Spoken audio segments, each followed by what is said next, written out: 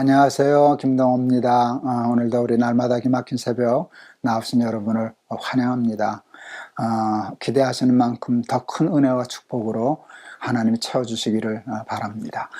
오늘 주시는 말씀은 시편 41편 1절에서 13절 말씀입니다. 제가 봉독하겠습니다. 가난한 자를 보살피는 자에게 복이 있으며 재앙의 날에 여호와께서 그를 건지시리로다. 여호와께서 그를 지키사 살게 하시리니 그가 이 세상에서 복을 받을 것이라. 주여 그를 그 원수들의 뜻에 맡기지 마소서. 여호와께서 그를 병상에서 붙드시고 그가 누워있을 때마다 그의 병을 고쳐주시나이다. 내가 말하기를 여호와여 내게 은혜를 베푸소서. 내가 주께 범죄하여 싸우니 나를 고치소서 하였나이다. 나의 원수가 내게 대하여 악담하기를 그가 어느 때나 죽고 그의 이름이 언제나 없어질까 하며 나를 보러 와서는 거짓을 말하고 그의 중심에 악을 쌓았다가 나가서는 이를 널리 선포하며 나를 미워하는 자가 다 하나같이 내게 대하여 수군거리고 나를 해하려고 꾀하여 이르기를 악한 병이 그에게 들었으니 이제 그가 눕고 다시 일어나지 못하리라 하오며 내가 신뢰하여 내 떡을 나눠 먹던 나의 가까운 친구도 나를 대적하여 그의 발꿈치를 들었나이다. 그러하오나 주 여호와여 내게 은혜를 베푸시고 나를 일으키사 내가 그들에게 보응하게 하소서. 이로써 내 원수가 나를 이기지 못하오니 주께서 나를 기뻐하시는 줄을 내가 알았나이다. 주께서 나를 온전한 중에 붙드시고 영원히 주의 앞에 세우시나이다. 이스라엘의 하나님 여호와를 영원부터 영원까지 송축할지로다. 아멘. 아멘. 하나님은 부자를 사랑하실까요? 가난한 사람을 사랑하실까요? 사람들은 부자를 사랑하는데요. 그래서 사람들은 하나님은 가난한 자를 사랑하신다. 그렇게 생각하는 분들이 많이 있습니다. 근데 그건 정답이 아닙니다. 정답은 하나님은 둘 다 사랑하십니다. 공부 잘하는 아들도 있고 좀 덜하는 아들도 있는데 누구를 사랑할까요? 공부를 잘하는 걸 좋아하는 것이지 공부를 잘하는 아들만 사랑하는 건 아닙니다. 다 자식인데 공부를 좀 잘해도 못해도 내 새끼고 사랑하죠. 사랑하죠. 아이들 셋 중에 누구를 제일 사랑하느냐? 그게 어리석은 질문이에요. 여러분, 정확히 재는 마음을 진심을 재는 저울이 있다고 하면 그거 재보고 싶어요. 아마 0.00000 1도 틀림이 없을걸요. 똑같이 사랑하죠. 저는 하나님도 마찬가지시라고 생각을 합니다. 그런데 이게 있죠. 똑같이 사랑하는데 아이를 기르다 보면 한 놈이 독감에 걸린다든지 아주 몸살을 심하게 한다든지 또 놀다가 다쳐서 크게 아픔을 당했다든지 하면 나머지 두 아이는 싹 잊어버리고요. 온통 관심이 그 아이에게만 갑니다. 그리고 좋은 것이라도 그 아이에게 주고 보살피고 그러죠. 그때 아이들이 오해하기 쉽죠. 우리 엄마 아빠는 아픈 거를 좋아하는구나. 그런 거 아니에요. 아픈 아이만 사랑하는구나. 아니요. 아프니까 관심이 글로 가는 것이죠. 하나님은 부자도 사랑하시고 가난한 자도 사랑하시는데 가난한 자에게 더 관심이 많으세요. 왜? 아프니까. 왜? 불쌍하니까. 그러니까 관심을 더 쏟는 것뿐이시죠. 마음이 글로 자꾸 가는 거예요. 여러분 부자 아들과 가난한 아들이 있으면 부모 마음은 자꾸 가난한 아들에게 가는 거거든요. 가는 거거든요. 그렇죠. 그런데 그때 하나님의 마음이 늘 가난한 아들, 병든 아들, 실패한 아들 여기 있는데 잘 살고 부유하게 잘 사는 그 자녀들이 아버지 우리가 신경 쓸게요. 우리 형제니까 내 동생인데요. 우리 형인데요. 그러고 보살핀다면 그 이상 더 큰 효도가 사실 어디 있겠습니까? 하나님이 가장 기뻐하시는 것이지요. 하나님이 가장 기뻐하시는 거를 가난한 자를 돌보는 거예요. 소자, 가난한 사람, 고아, 과부를 구차한 중에 돌보아주는 것이 곧 나에게 한 것이라. 내가 결단코 그 상을 잃지 않을 것이다. 잊지 않을 것이다. 우리가 잘 아는 하나님 말씀 아닙니까?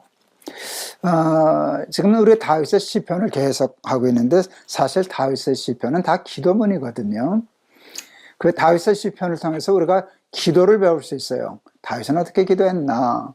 다윗이 기도를 통해서 깨달은 어떤 비법 같은 게 뭘까 하는 그 팁을 받을 수 있는데요.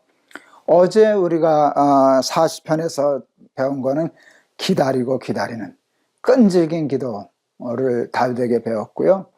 그리고 헌금 베푼해가지고 기도하는 게 아니라 하나님 우리의 삶, 주의 법을 즐거워하는 그 삶으로 기도할 때 기가 막힌 웅덩이에서 건져주시고 늘 새 노래로 하나님 찬송할 수 있는 간증을 주신다 하는 거 배웠잖아요.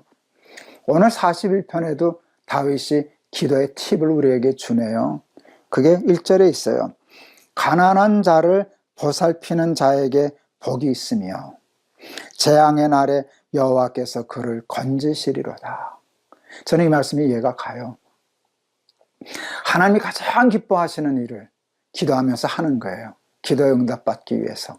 근데 다윗이 터득했어요. 하나님은 가난한 사람 돌보실 때 제일 기뻐하시더라.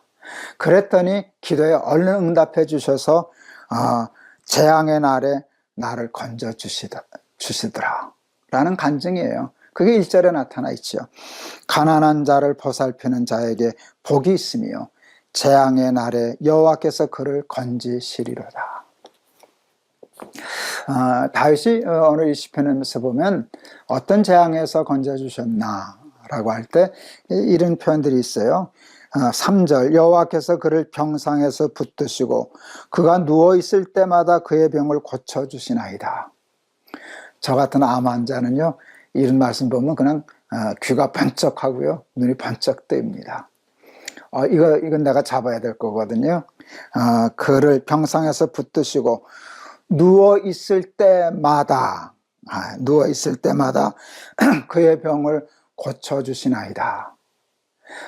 이 응답을 받는 거예요. 근데 이게 지금 어디에 연결되어 있는가 하면 가난한 자를 보살필 때 그 복 주시더라. 다윗의 얘기예요. 저는 이거 얼른 붙잡으렵니다. 그 다음에 또 하나 제가 붙잡고 싶은 게 있어요. 다윗에게 원수가 많았잖아요. 5절 나의 원수가 내게 대하여 악담하기를 그가 어느 때나 죽고 그의 이름이 언제나 없어질까 하며. 여러분 저에게도 원수가 있을까요? 없을까요? 제가 원수를 생각하는 사람은 없는데 저를 원수처럼 대하는 사람은 덜어 있더라고요. 꽤 있더라고요. 그래서 악담을 저에게도 서슴지 않더라고요. 가끔 페이스북이나 또 유튜브 우리 날마다 기막힌 새벽에 댓글 다는 난이 있는데 뭐 거의 빠지지 않죠. 어떤 때는 너 아직도 안 죽었냐? 그 글을 쓴 사람, 너 암에 걸렸는데 벌써 죽었어야 되는데 너 아직도 안 죽었냐?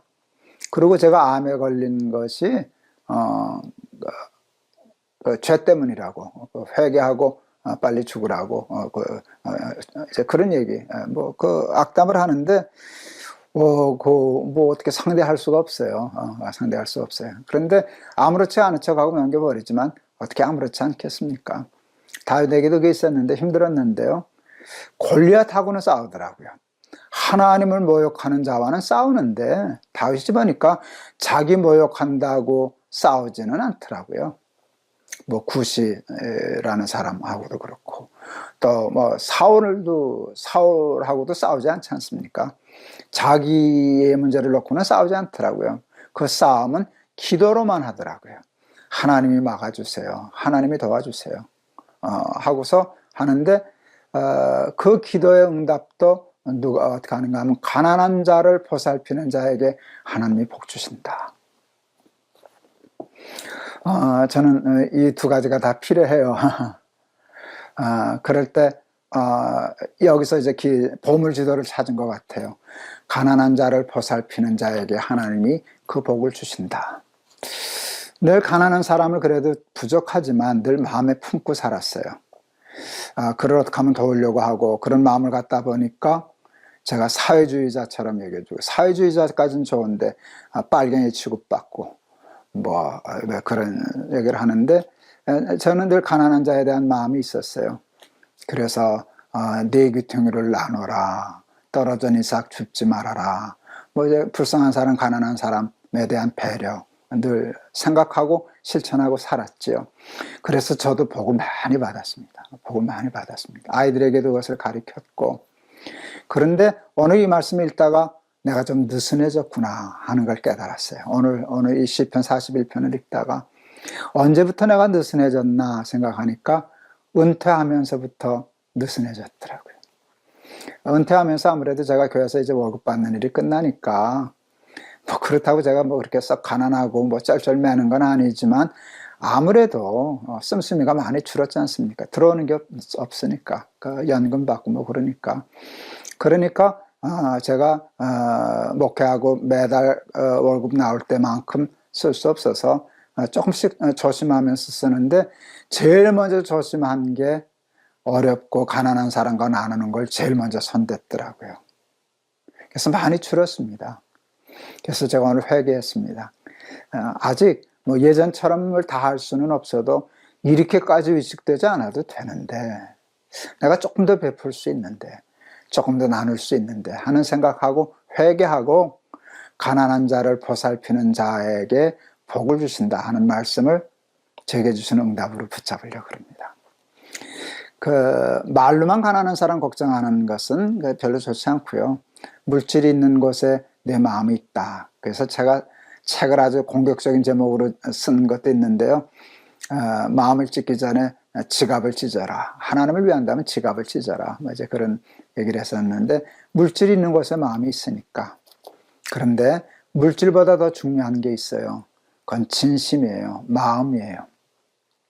어제 우리 CMP 내 백성을 위로하라는 집회를 온라인으로, 코로나19 때문에 온라인으로 이제 방송을 했는데, 그때 이제 우리 후배 목사가 찾아왔어요. 우리 정성진 목사님하고 달공도제 바포하는 최일도 목사, 제 후배들이고 저한테 형님 하는 우리 좋은 목사님인데, 최일도 목사님은 이제 저하고 가깝죠. 사는데도 가깝고.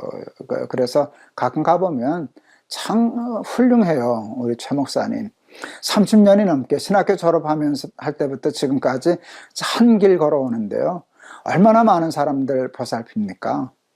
근데 저도요, 그들을 돕고 섬기는 마음은 그만은 못해도 있거든요. 근데 내가 참 우리 최 목사님 흉내내기 어렵다고 생각하는 게 있어요. 오늘 이렇게 청년이 가보면 가다가 노숙자들 만나고 그런 분 만나면요, 그냥 끌어안더라고요. 목을 끌어안더라고요. 냄새도 좀 나는데, 나는 그거 잘 안 되더라고요. 그래서 제가 생각했어요. 우리 최 목사님이 저렇게 한결같이 30여 년을 평생을 저러고 수 있는 것은 저 마음 때문이다. 근데 하나님이 그 마음을, 그거 하는 일도 기뻐하시겠지만 그 일 이전에 그 마음을 얼마나 기뻐하시겠나. 그래서 그거 나도 좀 배울 수 있으면 좋겠다. 배워서 되는 건 아닌 것 같아요. 하나님이 은사를 주셔야 될 것 같아요. 근데 그 은사는 사모하면 하나님이 주시지 않을까. 아프리카 조금 더 올 때 조금 경험해 봤어요. 불쌍해서 돕기 시작했는데, 어느 날 아프리카 그 아이들, 헐벗고 때 묻은 아이들이 예뻐 보이더라고요. 그래서 끌어안아주면서 너 예뻐, 이걸 말하고 싶고 가르쳐주고 싶었어요. 그때 하나님이 이 마음으로 하면 이 일을 성공시켜 주시겠다 하는 생각이 있었어요. 가난한 사람을 보살필 때 말로만 보살피지 말고 물질과 삶을 나누면서 보살피고, 그 물질로만 보살피는 것이 아니라 정말 형제 사랑하듯이 끌어안고 사랑하고 진심으로 섬김으로 하나님을 기쁘시게 해서 하나님께 응답받는, 원수에게서 보살핌을 받고 병들어 누웠을 때마다 고침을 받는 그 구체적인 역사의 증인들이, 간증자들이 다 되실 수 있기를 바랍니다. 저 오늘 이 말씀 붙잡고 하나님 앞에 다윗이 받았던 그 두 복 저도 주세요 라고 기도하렵니다. 여러분에게도 오늘 이 말씀이 여러분 나름대로의 새로운 응답이 되실 수 있기를 바라고 또 그러셨으리라고 믿습니다. 오늘도 우리 기도에 대한 말씀이었기 때문에 기도에 대한 찬송가는 골랐습니다. 361장. 기도하는 이 시간 주께 무릎 꿇고 우리 구세주 앞에 다 나아가. 요즘 찬송들 자꾸 가사를 별것도 아닌데 이렇게 조금씩 바꿔놔서 자꾸 찬송이 헛갈려요. 그냥 이렇게 몸에 익숙한 가사가 있는데 그냥 바꾸지 않으면 좋을 텐데 그래야 찬송가를 많이 팔아서 그러는지 엉뚱한 생각을 했었습니다. 이게 조심해서 불러야지 자꾸 틀리더라고요. 한번 잘 불러보겠습니다. 기도하는 이 시간 주께 무릎 꿇고 우리 구세주 앞에 다 나아가네. 믿음으로 나가면 주가 보살피사 크신 은혜를 주네. 거기 기쁨 있네. 기도 시간에 복을 주시네. 고난 내 마음 속에 기쁨 충만하네. 기도하는 이 시간 주가 곁에 오사 인장하신 얼굴로 귀 기울이네. 우리 마음 비우고 주를 의지하면 크신 은혜를 주네. 거기 기쁨 있네. 기도 시간에 복을 주시네. 고난 내 마음 속에 기쁨 충만하네. 기도하는 이 시간 주께 엎드려서 은밀하게 구할 때 곧 응답받네. 잘못된 것 아뢰면 측은히 여기사 크신 은혜를 주네. 거기 기쁨 있네. 기도 시간에 복을 주시네. 고난 내 마음 속에 기쁨 충만하네. 아멘. 기도하는 이 시간 주를 의지하고 크신 은혜 구하면 꼭 얻으리라. 의지하는 마음에 근심 사라지고 크신 은혜를 주네. 거기 기쁨 있네. 기도 시간에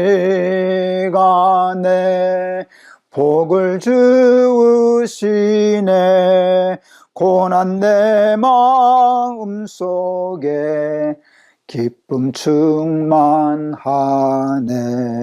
아멘. 기도하시겠습니다. 다윗이 기도하여 받았던 응답이 제게도 필요합니다. 악담하는 원수들 물리칠 길이 없는데 늘 날마다 상처받으면서 살 수도 없는데 하나님, 다윗은 기도로 그 문제를 풀었습니다. 육신의 병과 마음의 깊은 병도 하나님께 기도함으로 고침을 받았습니다. 근데 다윗에게는 기도의 비법 같은 것이 있어서 그것을 우리에게 가르쳐 주십니다. 가난한 자를 보살필 때 하나님이 복을 주시더라.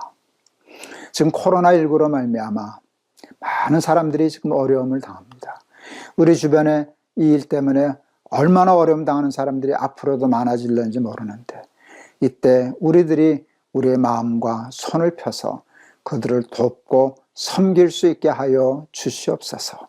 그리하여 이 고난의 때 하나님을 더욱 기쁘시게 하는 일이 많아지는 때로 삼을 수 있게 하시사 이 위기를 축복의 기회로 바꾸며 살아가는 우리 모두가 되게 하여 주옵소서. 예수 그리스도 이름을 받들어 기도하옵나이다. 아멘. 가난한 자를 보살피는 자를 하나님께서 복 주신다 하는 그냥 단순한 말씀이지만 귀한 말씀으로 받아들이고 그 말씀 붙잡아서 다윗이 받았던 기도의 응답 저도 받고 여러분들도 다 받으실 수 있기를 바랍니다. 여러분 감사합니다. 오늘도 말씀으로 승리하세요. 여러분 사랑합니다.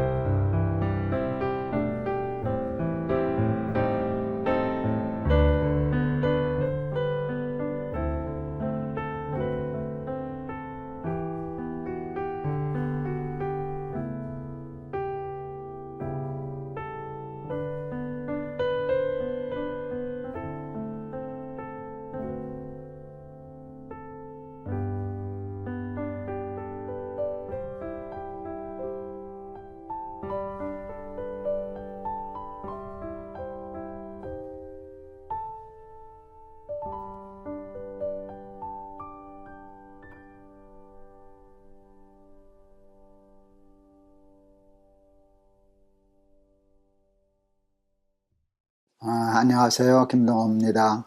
오늘도 우리 날마다 기막힌 새벽 불러주신 하나님께 감사드립니다. 오늘 이 말씀을 통해서 우리 귀한 은혜 또 깨달음 주실 줄을 믿습니다. 오늘 말씀은 시편 50편 13절에서 15절 말씀입니다. 내가 수소의 고기를 먹으며 염소의 피를 마시겠느냐. 감사로 하나님께 제사를 드리며 지존하신 이에게 내 소원을 갚으며 환난 날에 나를 부르라. 내가 너를 건지리니 내가 나를 영화롭게 하리로다. 아멘.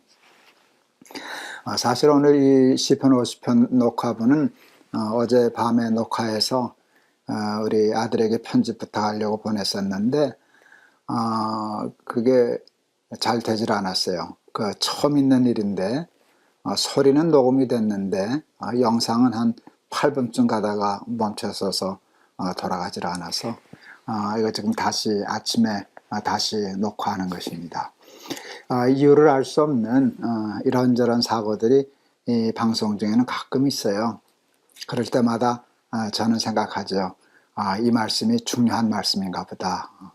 그래서 이렇게 값을 치르게 하는가 보다. 그렇게 생각합니다. 그래서 기쁜 마음으로 다시 녹화합니다. 오늘 말씀이 굉장히 중요한 말씀인 것 같습니다. 기대하시기를 바랍니다. 세상에 많은 피조물들 중에 사람에게만 종교성이 있습니다. 신을 찾는. 그것은 아마 인간밖에 없죠. 당연히 없죠.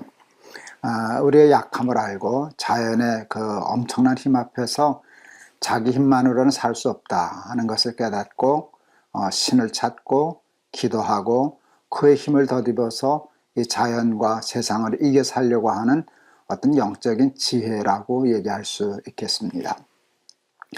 그들은 기도할 때마다 제사를 드렸는데 제사에서 제물은 빠질 수 없는 것이었습니다. 인간은 생각할 때 정성껏 자기가 할 수 있는 최선의 제물을 드려야 신이 감동하고 그 기도에 응답해 주실 거라고 하는 생각을 갖게 되었습니다. 하나님을 믿는 우리 기독교인들에게도 그 비슷한 생각들을 본능적으로 하는 것 같습니다. 하나님 앞에 기도하려고 하면 제물을 드려야지, 그 제물을 정성껏 많이 드려야지, 그래야만 하나님이 기도를 잘 들어주시지 않겠어? 하는 그런 마음이 있어서 제사 열심히 지내고 또 제사 지낼 때 제물에 신경을 쓰고 그랬는데 하나님이 오늘 우리들에게 가르쳐 주셔요. 그게 중요한 게 아니야. 그게 중요한 게 아니야. 내가 제물에 그것 때문에 너희들 기도 들어주고 안 들어주고 그러겠냐? 세상에 있는 모든 동물이 다 내 것인데 내가 주는 소, 염소 그것 때문에 그거 기뻐서 제사 받아주고 또 기도 들어주고 그러지는 않지 하는 그런 말씀이에요. 그게 오늘 보면 이제 8절에서 13절에 있어요. 제가 한번 그냥 읽어드릴게요. 나는 내 재물 때문에 너를 책망하지는 아니하리니 내 번제가 항상 내 앞에 있음이로다. 내가 내 집에서 수소나 내 우리에서 숫염소를 가져가지 아니하리니 이는 삼림의 짐승들과 뭇 산의 가축들이 다 내 것이며 산의 모든 새들도 내가 아는 것이며 들의 짐승도 내 것임이로다. 내가 가령 주려도 내게 이르지 아니할 것은 세계와 거기에 충만한 것이 다 내 것임이로다. 내가 수소의 고기를 먹으며 염소의 피를 마시겠느냐. 그러시면서 정말 너희가 제사를 드릴 때 내가 기뻐하는 제물이 있다. 너희들이 바치면 좋겠다 하는 것을 가르쳐 주시는데 저는 그것을 세 가지로 봤습니다. 14절 감사로 하나님께 제사를 드리며 지존하신 이에게 내 서원을 갚으며 15절 환난 날에 나를 부르라. 내가 너를 건지리니 내가 나를 영화롭게 하리라. 창피한 말씀이에요. 첫째, 감사로 제사를 드려라. 둘째, 서운한 것을 먼저 갚아라. 셋째, 환난 날에 딴 데 가지 말고 나 한 데만 의지하거라. 그렇게 하면 내가 너를 건질 것인데 내가 그 건짐을 통하여 그 승리를 통하여 내가 나를 영화롭게 할 것이다 라고 하는 것입니다. 하나님이 원하시는 제물의 첫째는 여러분 감사입니다. 사람도 그러잖아요. 뭘 베풀어주고 도와주었는데 도와준 건 하나도 기억하지 않고 감사는 한 번도 하지 않고 그냥 일만 있으면 달라고 하면 그렇게 이쁘지 않지 않겠어요? 뭐 저러냐, 달라고만 하냐, 넌 내가 준 것은 기억 못하냐, 그것은 어떻게 감사할 줄을 모르냐. 그런데 만일 어떤 베품을 받은 사람이 그 도와준 것을 감사할 줄 알고 고마울 줄 알고 그 은혜를 알고 그런다면 더 도와주고 싶지 않겠습니까? 하나님도 같은 마음이셔서 감사로 제사를 드리는 자가 하나님을 영화롭게 한단다 가르쳐 주시는 것입니다. 우리가 다윗의 시편을 공부하면서 배웠지 않습니까? 우리 같이 생각했는데 다윗의 시편은 다 기도시지요. 탄원시. 보통 기도가 아니라 절박한 상황에서 하나님의 도움을 구하는 탄원시인데 다윗은 그 절박한 상황 속에서도 기도하면 무엇을 기억하는가 하면 전에도 도와주셨는데, 전에는 이보다 더 큰 어려움에서 건져주셨는데, 그래서 탄원하다가 그것을 기억하고 은혜를 기억하고 하나님 앞에 감사를 해요. 그래서 탄원시로 시작했는데 중간에 감사시로 바뀌어요. 감사하다 보니까 믿음이 생기거든요. 그때도 건져주셨는데 이번에도 안 건져주시겠냐? 그게 믿어지니까. 그러니까 하나님이 이 기도를 들어주셔서 이 문제가 풀렸을 때로 믿음으로 넘어가고, 그 믿음으로 넘어간 것을 현재로 받아들여서 감사시가 그 다음에 찬양시로 바뀌어요. 미래에 할 찬양을 갑을 해서 현재 하나님 앞에 찬양하죠. 탄원으로 갔다가 감사로 갔다가 찬양으로 가는 독특한 구조를 가지고 있는데, 이러니 하나님이 얼마나 다윗을 기뻐하고 좋아하셨겠습니까? 감사, 하나님 앞에 제사 드릴 때는 감사의 제물을 드리거라. 잊지 않는 저와 여러분 되실 수 있기를 바랍니다. 두 번째는 서원을 갚아라. 그 서원 기도를 좀 좋지 않게 생각하시는 분들도 있더라고요. 근데 저는 뭐 꼭 그렇지는 않지 않을까 하는 생각을 했어요. 하나님 앞에 기도할 때 하나님 살려주세요. 하나님 도와주세요. 이 문제 해결해 주세요. 저 그렇게 하면 이렇게 살게요. 이렇게 할게요. 라고 하는 서원이죠. 여러분, 그런 일들을 통해서, 그런 서원 기도를 통해서 우리의 삶이 하나님 앞에 조금 더 반듯해지고 또 아름다워지고 바르게 되는 것이 아닐까 생각해서 저는 서원 기도가 괜찮다 생각했어요. 근데 하나님이 말씀하시는 것은 서원 기도가 잘못됐다 하지 말아라가 아니라, 너 서원 기도한 거 잘했는데 그랬으면 그거 갚아야지. 약속을 지켜야지. 급할 때는 약속하고 문제가 해결되면 잊어버리는 것이 우리의 본성인데, 하나님은 너 기도할 때마다 제사할 때마다 전에 약속했던 것을 지키고 그 소원을 지킴으로 새로운 재물을 하나님께 드려라 하는 약속의 말씀인데 매우 중요한 말씀이라고 생각을 합니다. 제 개인적인 얘기라고 할 수 있는데요. 제가 나름대로 신앙생활을 한 나름대로 지혜랄까 전략이랄까 하는 것이 있어요.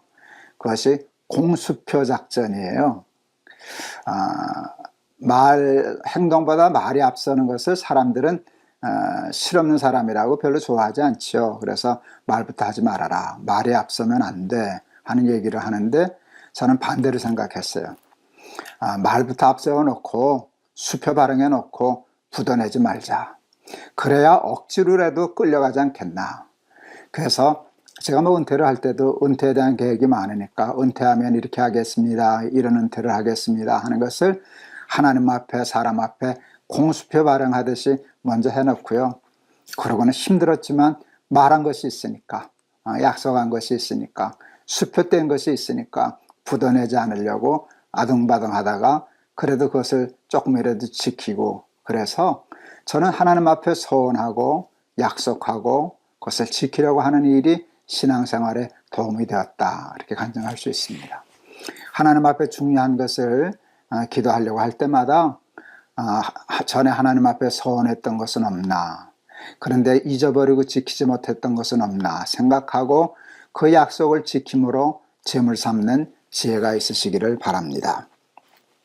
마지막은 환난 날에 나를 부르라. 환난이 아주 다급해지면은요, 보험을 많이 들어요. 하나님께도 기도해놓고 돈도 의지하고 사람도 쫓아다니고 수단과 방법도 찾고 그러는데 그 하나님이 기뻐 안 하시거든요. 기도하려면 나에게만 기도해라. 이게 우리가 요즘 시편에서 끊임없이 다루는 부분 아닙니까? 큰 물줄 쫓으면 안 돼. 도움 구하러 애굽으로 내려가면 안 돼. 나에게만 부르짖어라. 이 세 가지, 감사, 서원, 나에게만 부르짖음. 그러면 약속하셨어요. 그 세 가지 지키면 내가 너를 건져주리라. 내가 너를 건져주리라. 근데 그 다음 말씀이 참 중요해요. 그렇게 하면 내가 나를 영화롭게 하리라 하는 거예요. 내가 너를 영화롭게 하리라가 아니라요, 하나님이 내가 그 건짐을 통해서 나를 영화롭게 할 거야. 내가 그렇게 기도하고 하나님의 도움을 받아서 승리하는 것이 많은 사람들에게 나를 드러내고 자랑하는 것이 될 거다. 내가 나를 영화롭게 하리라. 저는 이 말씀이 참 좋습니다. 그래서 이거 한번 해봐야 되겠다. 꼭 그렇게 살아야 되겠다. 하나님 앞에 기도할 때마다 감사해야지. 은혜를 잊지 말고 그부터 감사해야지. 그리고 약속했던 것을 잊어버리지 않았나 생각하고 지켜야지. 그리고 큰 물주 딴 길 찾지 않고 하나님께만 부르짖어야지. 그래서 반드시 승리해야지. 내 삶의 승리를 통해서 하나님을 영화롭게 해야지 하는 그런 은혜를 받았습니다. 여러분들도 그와 같은 깨달음을 가지고 그와 같이 살아서 기도의 응답으로 승리하는 삶으로 우리 하나님을 영화롭게 하는 그런 사람들 다 되실 수 있기를 주의 이름으로 축원합니다. 오늘 찬송은요, 그 400장 찬송 골랐어요. 험한 시험불 속에서 나를 건져주시고, 우리를 험한 시험불 속에서 건져주실 분은 하나님밖에 없는데, 딴 데 가서 이렇게 기웃거리지 말고 하나님께 간구하고, 하나님께 간구할 때 감사함과 소원을 갚음을 기억하면 하나님이 건져주셔서 하나님을 영화롭게 하는 삶 살게 될 줄을 믿습니다. 400장 험한 시험불 속에서 나를 건져주시고 노한 풍랑 지나도록 나를 숨겨주소서. 주여 나를 돌보시사 고이 품어주시고 험한 풍파 지나도록 나를 숨겨주소서. 권세 능력 무한하사 모든 시험 이기고 풍랑까지 다스리는 주님 앞에 비오니 주여 나를 돌보시사 고이 품어주시고 험한 풍파 지나도록 나를 숨겨주소서. 죄악 길에 빠진 이 몸 캄캄한 데매며 부르짖는 나의 원 들으소서 내 주여.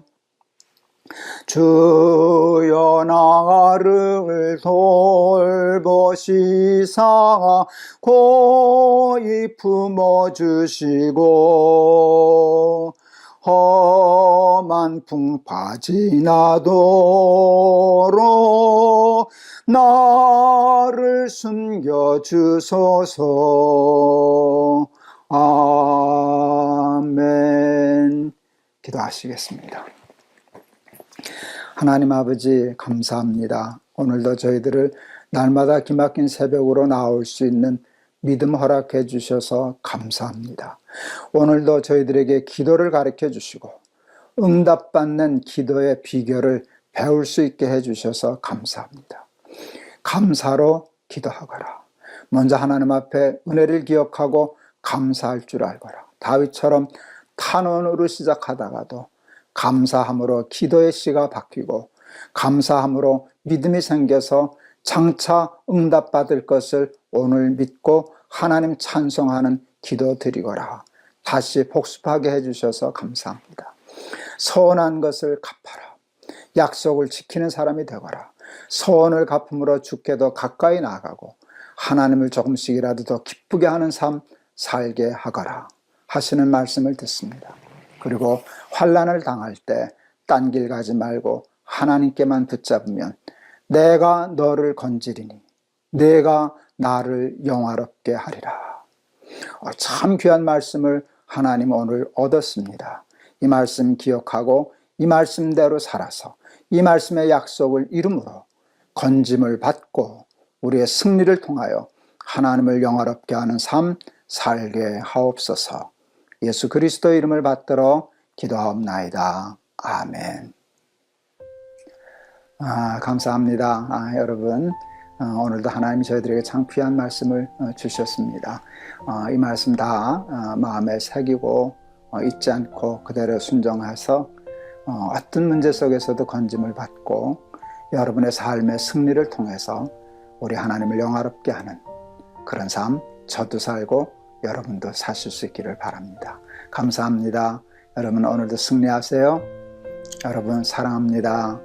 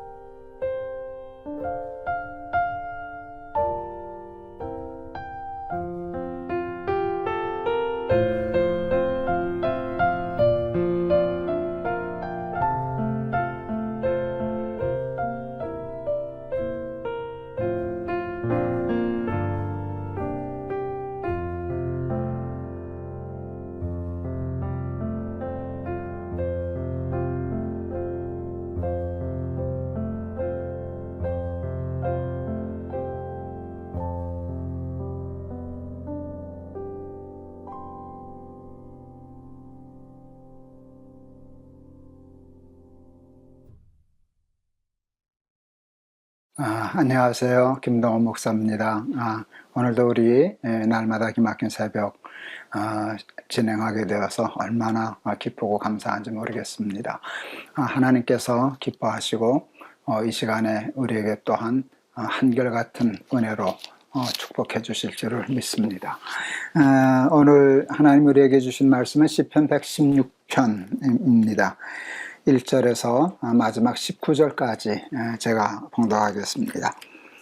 여호와께서 내 음성과 내 간구를 들으심으로 내가 그를 사랑하는도다. 아멘. 그의 귀를 내게 기울이셨으므로 내가 평생에 기도하리로다. 사망의 줄이 나를 두르고 수월의 고통이 내게 이름으로 내가 환난과 슬픔을 만났을 때에 내가 여호와의 이름으로 기도하기를 여호와여 주께 구하오니 내 영혼을 건지소서 하였도다. 여호와는 은혜로우시며 의로우시며 우리 하나님은 긍휼이 많으시도다. 여호와께서는 순진한 자를 지키시나니 내가 어려울 때에 나를 구원하셨도다. 아멘. 내 영혼아 내 평안함으로 돌아갈지어다.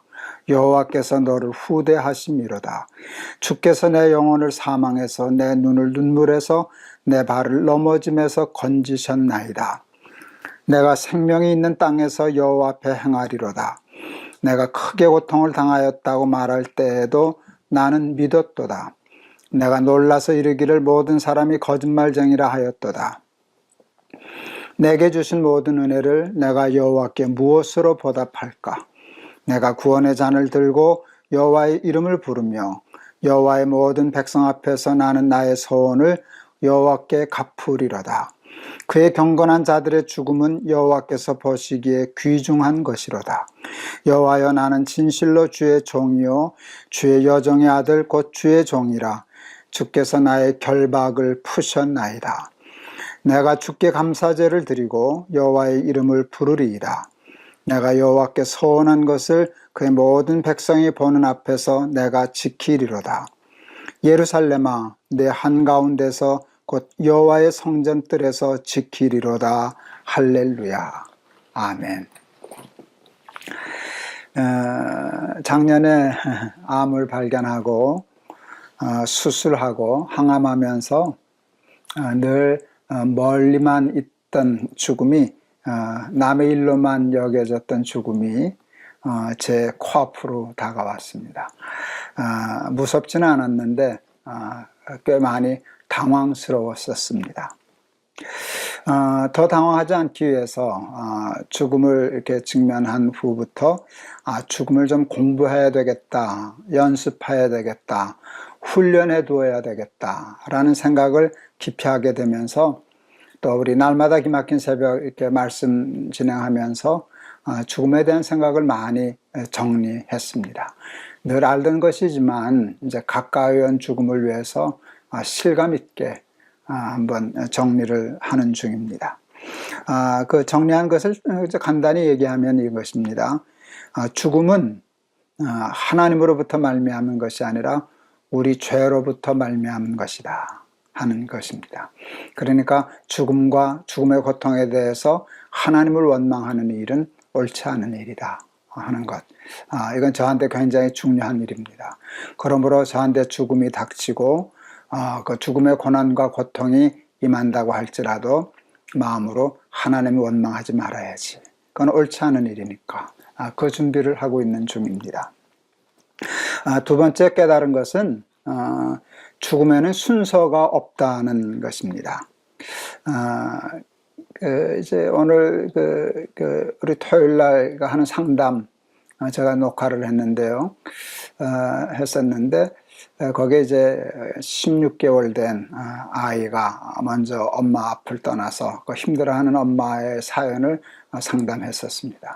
그럴 때 참 마음 아픕니다. 자식을 먼저 앞세우면 힘들죠. 그런데 왜 하나님이 그렇게 하실까? 차례대로 가게 하시지. 그런데 여러분, 차례대로 가게 되면 사람들이 죽음에 대해서 해이해져요. 순서가 없기 때문에 오늘 내가 죽을 수도 있다, 젊은 나도 죽을 수 있다 라고 생각하고 죽음을 준비하고, 그게 곧 종말신앙이 되겠죠. 그렇기 때문에 이해는 했어요. 죽음에는 순서가 없는 것이 전체적으로 볼 때 우리 인간에게 옳은 일이고 유익한 일이다. 예수님이 다시 재림할 때를 모르게 하신 것처럼 죽음의 때를 예측하지 못하게 하신 것, 그것은 옳은 일이다 하고 받아들이게 되었습니다. 세 번째는 죽음은 고통의 과정을 거쳐야 한다라는 것입니다. 죽음은 이렇게 쉽지 않습니다. 이렇게 쉽게 죽는 수도 혹 있지만 대부분은 죽음은 고통을 겪게 설계되어 있습니다. 그래서 죽음을 사람들은 다 무서워합니다. 여러분, 높은 데 올라가면 이렇게 떨리잖아요. 후들거리고 무서워하게 돼 있잖아요. 왜? 죽음을 조심하라고, 함부로 떨어질까봐. 그래서 물러서게 되고 이제 그러는데, 죽음을 무섭게 하심으로 함부로 죽지 못하게 이렇게 하셨어요. 사는 게 너무나 힘들고 어렵기 때문에 만일 죽음이 고통스럽지 않다면 우리는 아마 다 죽을 겁니다. 인류 역사는 벌써 다 끝났을 것입니다. 벌써 없어졌을 것입니다. 근데 죽음이 무섭기 때문에 힘든 삶을 버틸 수 있는 그런 힘이 되지 않나, 지혜가 되지 않나. 그래서 죽음은 고통이 없는 것보다 있는 것이 우리 인간의 삶을 보호하는데 옳은 일이다 하는 생각을 하게 되어서 왜 죽을 때 이렇게 고통스러운 일들이 있는가 하는 것을 제 나름대로 이제 저를 설득하는 것이죠. 그리고 저는 그것을 받아들이게 되었습니다. 힘들지만 그것이 있어야 사람들은 자신의 생명을 지킬 수 있겠다 하는 깨달음을 깨달았습니다. 그리고 이제 더 중요한 것이 있죠. 그것이 뭔가 하면 우리 죽음은 그 고난은 끝이 아니라는 것이에요. 그는 과정이지요. 죽음은 도리어 죽음으로 죽음을 끝낸다. 이게 성경의 가르침 아닙니까?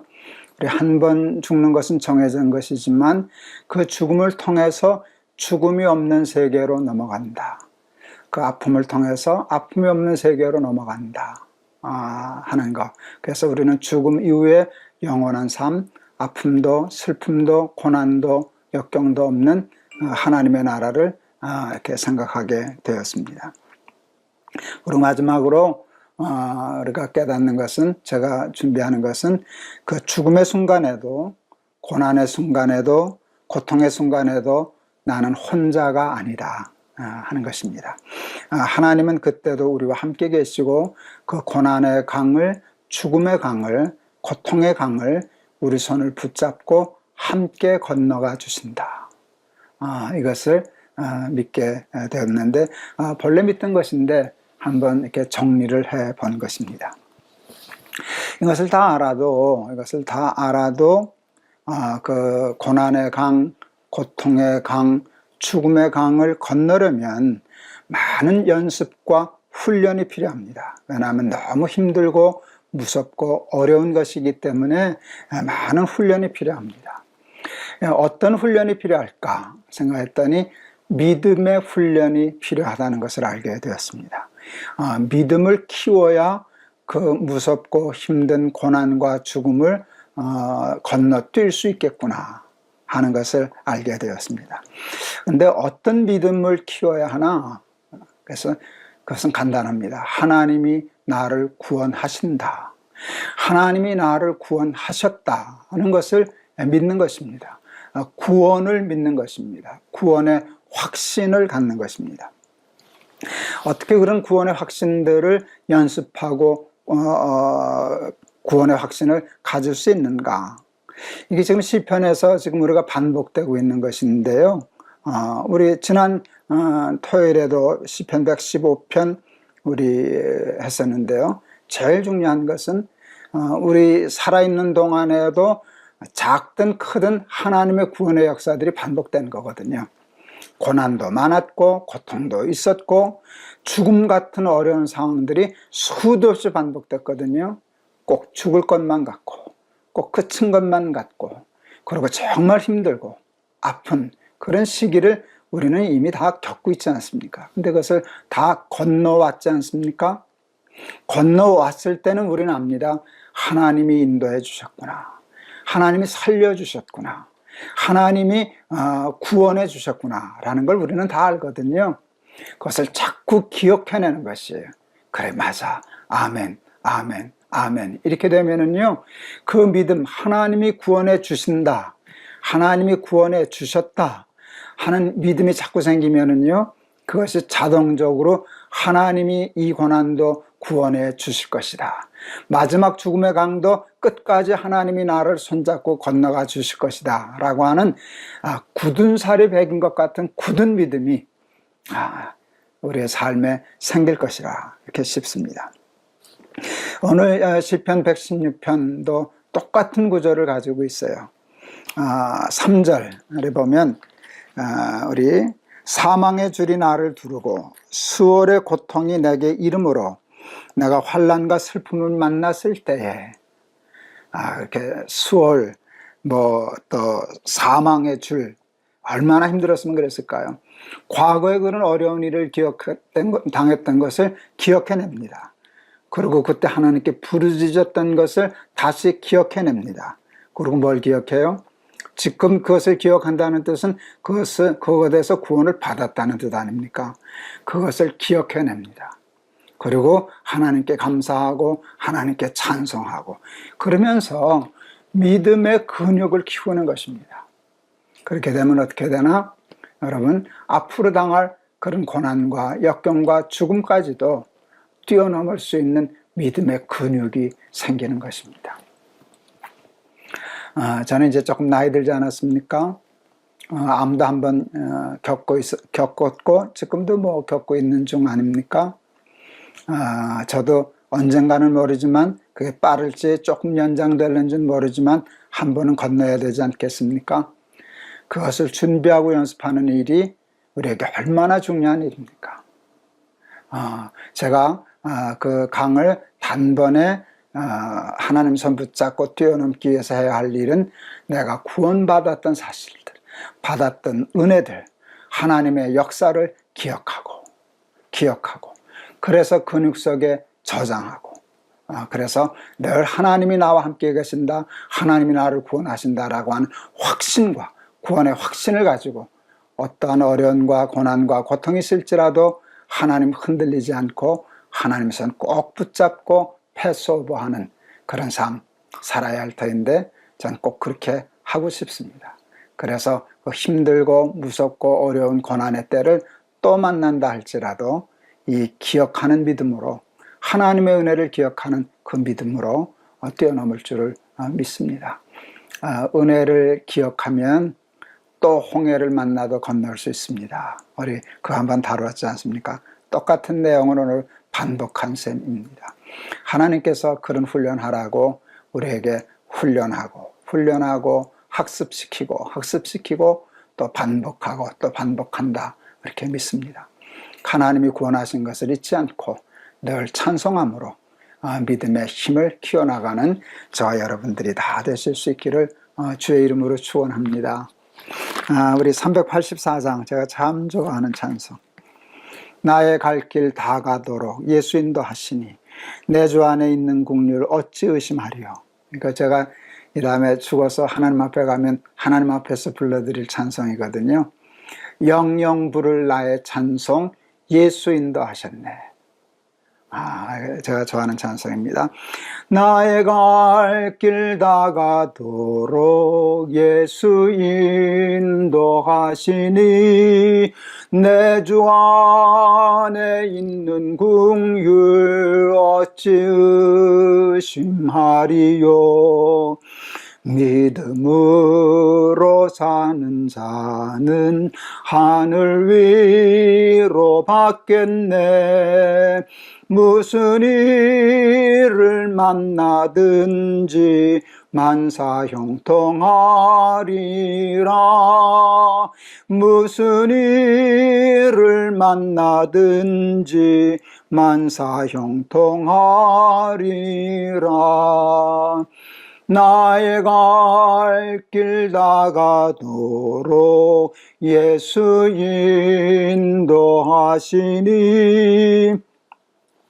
어려운 일 당한 때도 족한 은혜 주시네.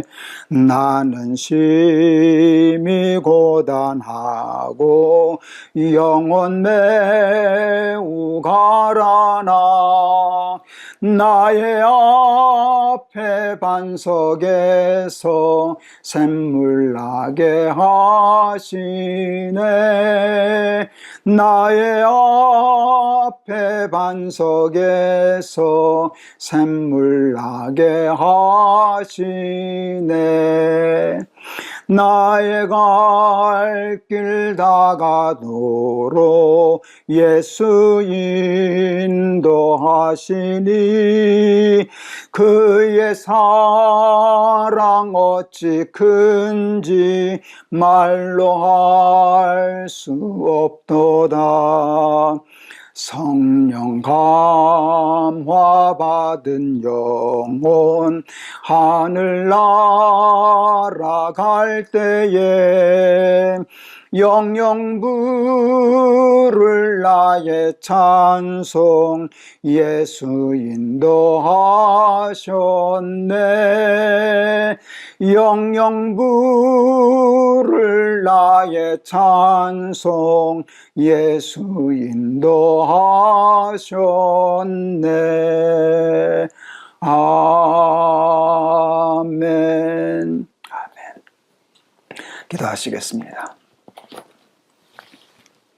우리는 반드시 한번 죽음의 강을 건너야 합니다. 근데 그 때와 시기는 알 수 없습니다. 순서도 없습니다. 그러므로 늘 우리는 죽음을 준비하며 살아야 합니다. 죽음은 끝이 아닙니다. 죽음 이후에 영원한 하나님의 나라가 있음을 믿습니다. 죽음으로 죽음을 끝냅니다. 고난으로 고난을 끝냅니다. 하나님이 예비하신 새하늘과 새 땅에는 눈물도 아픔도 고통도 고난도 죽음도 없음을 믿습니다. 그것을 뛰어넘는 일이 쉽지는 않습니다. 근데 그것을 뛰어넘는 데는 믿음의 훈련이 필요합니다. 그것은 하나님께서 구원해 주신 것을 기억하고 잊지 않음입니다. 수월의 고통 중에서 사망의 줄이 얽어맬 때 내가 기도하였더니 하나님이 그때 들어주셨지 하는 것을 기억하는, 어려운 일 당한 때도 족한 은혜 주시네를 기억하면 어려운 일 당할 때도 족한 은혜 주실 것을 믿게 되고, 그 믿음이 우리로 하여금 어려움과 고난과 역경을 뛰어넘는 삶의 힘이 능력이 되는 줄을 믿습니다. 부족한 것도 연습하게 하시고, 우리 사랑하는 날마다 기막힌 새벽에 우리 식구들도 이 시간을 통하여 훈련하게 도와주셔서 은혜를 기억하는 믿음의 능력으로 모든 고난과 역경과 심지어는 죽음까지도 뛰어넘는 믿음의 승리자들이 다 되게 하옵소서. 예수 그리스도 이름을 받들어 기도하옵나이다. 아멘. 우리 그 부른 찬송 중에 2절 가사가 그랬잖아요. 어려운 일 당한 때도 족한 은혜 주시네. 이게 은혜를 기억함이잖아요. 그렇게 되면 자동적으로 논리적으로 이렇게 되잖아요. 어려운 일 당할 때도 미래도 족한 은혜 주실 것이다 하는 믿음이 생기는 것입니다. 그 믿음 훈련하라고 이렇게 날마다 기막힌 새벽에 우리 이 시편의 내용을 공부하게 하신 줄을 믿습니다.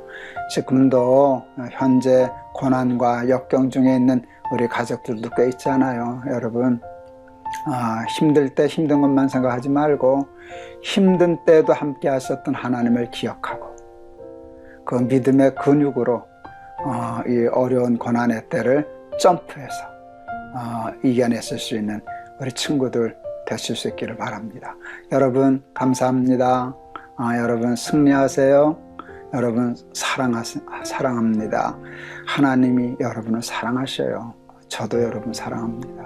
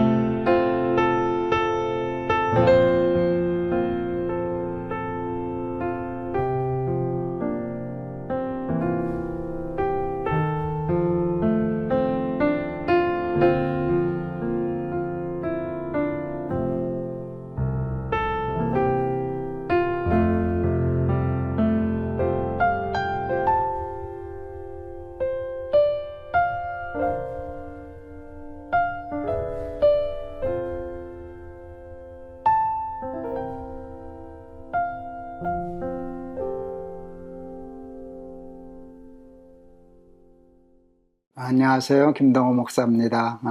오늘도 우리 날마다 기막힌 새벽 계속할 수 있는 건강과 믿음 허락해 주신 하나님께 감사드립니다. 오늘은 우리 시편 123편 우리 공부하려고 합니다. 1절에서 4절 마지막 절까지 제가 봉독하겠습니다. 하늘에 계시는 주여, 내가 눈을 들어 주께 향하나이다. 상전의 손을 바라보는 종들의 눈같이, 여주인의 손을 바라보는 여종의 눈같이 우리의 눈이 여호와 우리 하나님을 바라보며 우리에게 은혜 베풀어 주시기를 기다리나이다. 여호와여, 우리에게 은혜를 베푸시고 또 은혜를 베푸소서. 심한 멸시가 우리에게 넘치나이다. 안일한 자의 조소와 교만한 자의 멸시가 우리 영혼에 넘치나이다. 제가 섬기고 있는 재단이 하나가 있는데요. PPL이라고.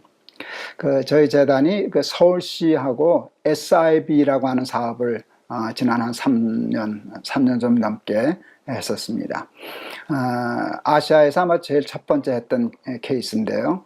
SIB는 아마 제가 알기로 영국에서 시작된 어떤 사회복지 운동의 한 방법인데요. 영어로 Social Impact Bond라고 얘기해요. Social Impact Bond. 이제 보통 나라나 국가에서 공적 자금으로 그걸 받아가지고 NGO들이, 사회복지기관들이 이런저런 일을 하는데 그게 나라 돈이고 자기 손해가 안 되기 때문에 이렇게 성실하지 못하고 이제 실패하는 경우가 많아서 방법을 좀 바꿨어요. 자기 돈을 투자해서 어떤 일을 해서 성과가 나면 그 돈을 보상받고 거기다 나라나 시에서 보너스를 붙여주는, 상금까지 주는 그런 것이었어요. 저는 그런 방식이 참 마음에 들었어요. 그렇게 하면 더 열심히 잘하지 않겠어요? 잘못하면 이제 자기 돈이 날아가니까. 근데 잘해서 벌면 되지. 이제 그런 거에 있어서 저희 재단이 그 일을 맡아서 한 적이 있는데, 저희가 서울시와 계약했던 것은요, 경계성 지능이라는 말을 제가 또 처음 알았어요. IQ 75를 경계성 지능으로 얘기하는 것 같아요. 그 IQ 75를 전후로 그 밑으로 더 떨어지면 사회에 적응하고 스스로 살아가기가 좀 어려운 아이가 되고, 그걸 좀 넘어서면 좀 부족하지만 그래도 자기 힘으로 살아가서 사회 큰 짐이 되지 않는 아이가 된다 하는 것 같습니다. 그런데 이 경계성 지능에는 IQ 75 정도에 있는 아이들이 꽤 많아요. 거기 아이들 한 100명을 우리가 선정해서 3년 동안 케어를 해서 어느 정도 지능을 높이고 여러 가지 평가 기준을 만족시키면 우리가 돈을 받고, 그 돈이 컸어요. 우리가 10억짜리 프로젝트를 했었거든요. 그 10억을 보상받고 거기다 이제 보너스를 더 받는다라는 것이었어요. 잘못하면 10억이 날아가는 것이죠. 저한테 큰 돈인데요. 말도 못할 큰 돈이죠. 근데 그 모험을 했어요. 근데 어느 정도 자신이 있었어요. 여러분 혹 아셔요? 지능은요, 사랑하고 관계가 있다는 것을. 선천적으로 지능이 낮은 아이들도 있어요. 근데 대개는 후천적인 영향이 더 많아요. 학대받고 또 왕따 당하고 버림받고 사랑받지 못한 아이들은 지능이 낮아져요. 근데 그 아이들을 사랑으로 품으면 지능이 올라가게 돼 있어요. 우리 텔레비전에도 제가 2번인가 같은 내용을 봤는데요. 어느 병원에 원목하시는 목사님 부부시더라고요. 당신들 아이를 몇 번 유산하신 후에 아이를 10명인가 얼마인가를 몇 명인가를 다 입양해서 자기 자식처럼 호적에 올려서 키우시는 훌륭하신 목사님 부부인데요. 대개 보면 건강치 못한 아이들, 다른 사람들이 잘 입양하지 않으려고 하는 아이들을 주로 데려다가 키우시더라고요. 그 한 아이는 소아마비가 돼가지고요, 발이 완전히 이렇게 꺾여져 있던 아이인데, 그 사모님이 어떻게 그걸 주물러 대고 아이를 저거 했는지 걔가 쇼트트랙 선수가 되어 있더라고요. 이름이 요셉인가 요한인가 자꾸 헷갈리는데요. 그 아이가 입양했는데요, 몇 번가 파양당했던 아이예요. 그래서 상처가 아주 깊은 아이가 돼서 목사님이 데려왔지만 엄마 아빠라고 부르지도 않고 말도 안 듣고 또 IQ가 75 미만이어서 전교 꼴등하고 이렇게 속색이 든 아들이 있었어요. 그런데 그 아이가 결국 사모님과 목사님의 사랑에 굴복했어요. 그걸 받아들였어요. 결론부터 얘기하면요, 그 아이가 텔레비전에 나온 일이니까 그 아이가 전교 1등 하더라고요. 그러니까 걔는 타고나서 전응아가 아니었어요. 사랑받지 못하고 버림받고 학대받음으로 지능이 낮아졌던 거거든요. 그래서 저희가 이제 선생님들을 모집하고 그렇게 3년 동안 했어요. 결론을 얘기하면요, 사랑으로 품으면 아이들이 지능이 올라갈 거다의 관점을 가지고 했는데요, 여러분 성공했어요. 목표한 것보다 우리가 더 성과를 냈어요. 그래서 10억 돌려받고요, 거기다 상금도 두둑이 받았어요. 이 사랑받는다는 게 얼마나 중요한지 몰라요. 이 세상은 그런데요, 조롱과 멸시, 천대, 학대가 많아서요, 얼마나 많은 사람들을 마음 아프게 하고 살기 힘들게 하고 이 세상을 지옥같이 만드는지 몰라요. 오늘 이 시편의 기자가 하나님께 은혜를 달라고, 하나님 은혜를 주십시오, 은혜를 베풀어 주십시오 라고 하는데, 왜 그렇게 하나님의 은혜를 사모하는가 하면은요, 거기 단서가 있더라고요. 여호와여 우리에게 은혜를 베푸시고 또 은혜를 베푸소서, 심한 멸시가 우리에게 넘치나이다. 세상 사람들이 하도 자기를 멸시하니까 또 안일한 자의 조소와 교만한 자의 멸시가 우리 영혼에 넘치나이다. 너무 그것 때문에 사는 게 힘드니까 하나님 나를 좀 불쌍히 여겨주세요, 나를 좀 위로해 주세요, 나에게 은혜를 주세요. 그때 하나님이 우리에게 베푸시는 은혜가 뭘까를 생각했어요. 뭐 10,000가지도 넘죠. 근데 가장 중요한 것은요, 하나님이 우리를 사랑하신다는 것이 최고의 은혜예요. 최고의 은혜. 하나님이 우리를 친자식으로 사랑하시기 때문에 절대로 하나님은 우리를 하찮게 여기지 않으세요. 존귀히 여기셔요. 천하보다 귀히 여기셔요. 인정하시고 칭찬하시고 우리 때문에 기뻐하시고 그러셔요. 그게 은혜예요. 하나님의 사랑을 받는 것, 그게 은혜예요. 여러분, 그 은혜를 받으면, 그 사랑을 받으면 모든 고난과 멸시를 이겨낼 수 있어요. 제가 설교 중에 몇 번 인용했던 예인데요, 제 첫 손녀 아이가 민이거든요. 지금 중학교 3학년인데 이 아이가 이제 저 아빠가 미국 유학을 준비하고 있어서 미국 유학하기 전에 한 1년 반 정도를 저희 집에서 아파트에서 같이 살다가 갔습니다. 한 1년 반 정도. 두 돌 되기 전에 미국을 갔죠. 그런데 그 딸 없는 집에 소녀딸이 있으니까 온 식구들이 난리였죠. 큰 사랑을 받았죠, 우리 민이가. 3돌 지났을 땐가 그 미국에서 그림을 그렸어요. 17층 아파트를 그렸어요. 아파트를 그리고 17 써놓고 동그라미 그렸어요. 우리 며느리가, 우리 민이 엄마가 자기 딸 민이에게 물었어요. 이게 뭐냐? 그랬더니 우리 민이가 이렇게 얘기했어요. 이곳은 소녀가 사랑을 받는 곳이야. 이게 소름이 쫙 끼치더라고요. 그게 받은 사랑이 크니까 그걸 기억하는 거예요. 어린 게, 조그만 게. 우리 손녀딸들이 미국에서 이제 우리 큰아이는 4학년까지 초등학교 4학년 다니다가 한국 나왔는데요. 미국에서 왕따 당했어요. 한국 아이라고. 뉴욕에서 학교 다녔었는데요. 또 한국에 와서도 왕따 당했어요. 미국에서 그 아이들한테 이렇게 괴롭힘을 당하고 하는 것이 이제 선생님들에게 발견이 되어 가지고 학교가 난리가 났었다 그러더라고요. 양가 부모 다 부르고 아이 저기서 다 뭐 다짐하고 확인하고 사과받고 뭐 이제 그러고 해결하고 돌아오면서 왜 엄마한테 얘기하지 않았냐? 이제 그랬더니 우리 민이가 이렇게 대답했대요. 다 잊어버렸어. 다 잊어버렸어. 한국에 와서도 그 친구들한테 한국말 조금 떠듬떠듬 하니까 왕따 당했었는데요. 우리 아이가 애들은 왕따를 시켰는데 우리 아이는 왕따를 당하지 않더라고요. 왜 그런가 했더니 걔는 사랑을 너무 많이 받아가지고요. 웬만한 상처가 안 되더라고요.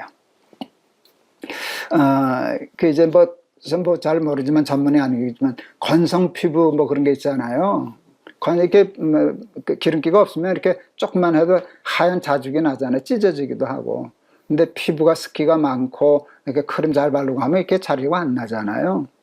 우리 민희가 사랑을 많이 받아 놓으니까요. 왕따 당하고 아이들이 멸시하고 하는데 그게 조금 섭섭하고 저거 했지만 그것을 잊어버릴 만큼 거기에 함몰되지 않을 만큼 애가 건강해져서요. 나중에 우리 한국 와서도 왕따 당하더니 졸업할 때는 부회장으로 졸업하더라고요. 애들한테 표를 받았으니까 부회장 되지 않았겠어요? 사랑을 받는다는 게 얼마나 중요한지 몰라요. 여러분, 세상은 사랑이 참 힘들어요. 가능한 한 우리를 짓밟고 멸시하고 따돌리고 그래서 상처를 많이 받을 수밖에 없어요. 근데 변치 않는 분이 계시잖아요. 하나님의 은혜, 하나님의 사랑, 그것이 충만하면 우리 미니처럼 그것을 다 받아들여서 이것은 소녀가 사랑을 받는 것이야 이럴 수 있다면, 또 상처를 받았을 때 너 왜 하나님 너 나한테 왜 얘기하지 않았니? 다 잊어버렸어요. 다 잊어버렸어요. 하나님의 사랑이 너무 커서, 하나님으로부터 받은 은혜가 너무 커서 세상의 모든 멸시와 조롱과 천대와 학대와 고난을 잊어버릴 수 있는 사람이 된다면 그게 정말 믿음의 큰 사람이 아니겠습니까? 우리는 그 사랑을, 그 은혜를 받고 살면서도 세상의 상처가 그 은혜보다 더 커서 은혜는 새까맣게 잊어버리고 상처만 키워서 그것 때문에 불행해하고 그것 때문에 병들고 그것 때문에 마음 아파하고 사는데, 우리 시편 120편의 기자처럼 여러분도 기도하세요. 하나님 은혜를 주세요. 충만한 은혜를 가지고 그 받은 사랑 때문에 세상의 멸시와 조롱을 다 이겨낼 수 있게 해주세요. 그렇게 기도할 수 있는 사람 되시기를 바랍니다. 그리고 한 가지 더 얘기하자면, 그리고 하나님의 사랑을 받는 사람이라면 우리는 사람들 멸시하지 말고 조롱하지 말고 깔보지 말고 상처 주지 말고 사람 품에 안고 하나님의 마음으로 세상의 모든 사람들을 품고 사랑하여서 세상 사람들에게 큰 위로를 줄 수 있는 하나님의 사람들이 다 되실 수 있기를 주의 이름으로 축원합니다. 오늘 찬송은 우리 503장 세상 모두 사랑 없어 냉랭함을 아느냐, 곳곳마다 사랑 없어 탄식 소리뿐일세. 우리도 그 탄식하는데요, 그 탄식하면 안 돼요. 우리는 하나님의 사랑을 받은 사람이죠. 다 잊어버렸어. 이것은 소녀가 사랑을 받는 것이야. 이런 믿음 가지고 살고 또 세상 사람들을 오히려 사랑하면서 품으면서 위로하면서 살아가는 우리 날개새 식구들 되기를 바랍니다. 세상 모두 사랑 없어 냉랭함을 아느냐, 곳곳마다 사랑 없어 탄식 소리뿐일세. 악을 선케 만들고 모든 소망 이루는 사랑 얻기 위하여 저들 오래 참았네. 사랑 없는 까닭에, 사랑 없는 까닭에 사랑 얻기 위하여 저들 오래 참았네. 곳곳마다 번민함은 사랑 없는 연고요. 측은하게 손을 펴고 사랑받기 원하네.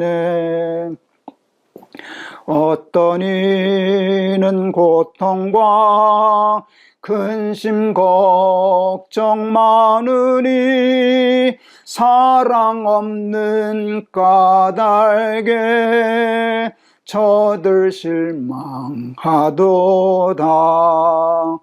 사랑 없는 까닭에, 사랑 없는 까닭에, 사랑 없는 까닭에 저들 실망하도다. 어떤 사람 우상 앞에 복을 빌고 있으며, 어떤 사람 자연 앞에 사랑 요구하도다.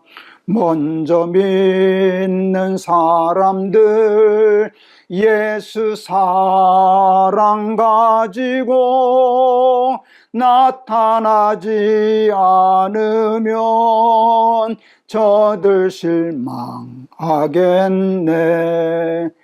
예수 사랑 가지고, 예수 사랑 가지고 나타내지 않으면 저들 실망하겠네. 기갈 중에 있는 영혼 사랑받기 원하며, 아이들도 소리 질러 사랑받기 원하네. 저들 소리 들을 때 가서 도와줍시다. 만민 중에 나가서 예수 사랑 전하세. 예수 사랑 전하세. 예수 사랑 전하세.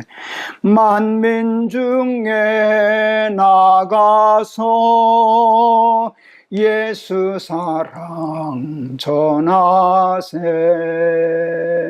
아멘. 기도하시겠습니다. 세상은 사랑이 없어서 냉랭합니다. 멸시와 조롱과 핍박과 고난이 가득한 세상입니다. 시편의 기자도 저들의 교만함과 깔범과 멸시함과 조롱함 때문에 깊은 상처를 받을 때 하나님의 은혜를 기억하려고 하나님의 은혜를 구하며 발버둥 치는 모습을 보았습니다. 하나님의 은혜로 멸시와 천대와 조롱을 이겨내려고 하는 믿음의 지혜를 발견합니다. 세상은 우리를 버려도 하나님은 우리를 버리지 않습니다. 세상 사람들은 우리를 깔보고 함부로 학대하여도 하나님은 우리를 천하보다 귀히 여기시고 십자가의 사랑으로 우리를 사랑하십니다. 사랑받은 아이가 건강합니다. 우리 민희가, 우리 손녀딸이 사랑받고 자라나서 세상에 왕따 당하고 어려운 상처 있는데도 다치지 아니하고 건강하게 극복하며 살았듯이 우리는 하나님을 믿는 하나님의 사랑 때문에 세상의 고난과 역경과 멸시와 천대를 능히 이겨내고 도리어 세상을 품고 학대당하는 사람들을 섬기며 축복하며 사랑으로 끌어안고 저들을 위로하는 하나님의 백성들이 되게 하여 주시옵소서. 예수 그리스도의 이름을 받들어 기도하옵나이다. 아멘. 하나님의 은혜를 늘 잊지 마세요. 하나님이 우리를 사랑하시잖아요. 하나님이 우리에게 주신 은혜가 크잖아요. 그렇게 하면 세상의 상처 이겨낼 수 있어야죠. 은혜 받았다고 상처가 없나요? 그런데 상처를 받지 않는 것이죠. 이겨내는 것이죠. 상처를 받지 않는 것뿐만 아니라 그 사랑이 차고 넘쳐서 예수 사랑 가지고 냉랭한 이 세상에 멸시받고 조롱받고 학대받는 이 불쌍한 영혼들을 품고 하나님의 가슴으로 세상을 섬기는 우리 날마다 기막힌 새벽 친구들, 가족들 다 되실 수 있기를 축원합니다. 여러분 감사합니다. 여러분 사랑합니다. 내일 또 뵙겠습니다.